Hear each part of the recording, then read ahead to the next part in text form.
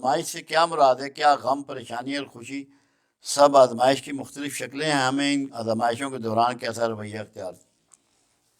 یہ کائنات کو اللہ نے دارالعمل بنایا ہے، دارالامتحان بنایا ہے۔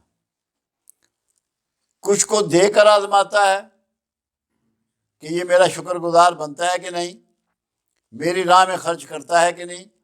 کچھ سے چھین کر آزماتا ہے کہ یہ شکوے شروع کرتا ہے، گریہ آزاری شروع کرتا ہے یا صبر کرتا ہے یہ سب آزمائشیں۔ مگر ضروری نہیں ہوتا کہ ہر لمحہ آزمائشیں ہی ہوں۔ آزمائش تو اس کی جاتی ہے جس کو اگلے درجے میں پہنچانا مقصود ہو۔ آپ بچوں کا امتحان لیتے ہیں تو ان کو اگلی کلاس میں بھیجتے ہیں۔ بہت سی چیزیں ہماری غلطیوں کی سزائیں ہوتی ہیں۔ اللہ قرآن میں کہتا ہے شفا تو تجھے میں دیتا ہوں مگر بیمار تو اپنی غلطیوں سے ہوتا ہے۔ تو اس کو ہم آزمائش نہیں کہہ سکتے، وہ ہمارا فعل ہے، وہ ہم خود پنشمنٹ اس کی اٹھا رہے ہیں۔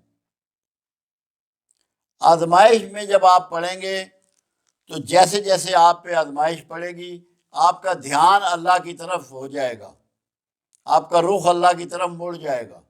اگر اس میں آپ شکوہ شروع کر دیں گے تو پھر مطلب یہ ہے کہ یہ آپ کی آزمائش نہیں ہے، آپ شیطان کے نرغے میں ہیں، آپ کے اندر فساد ہے، آپ غلطی پر ہیں۔ آزمائش میں تو دھیان پلٹتا ہے اللہ کی طرف، معافی کی طرف، استغفار کی طرف، توبہ کی طرف۔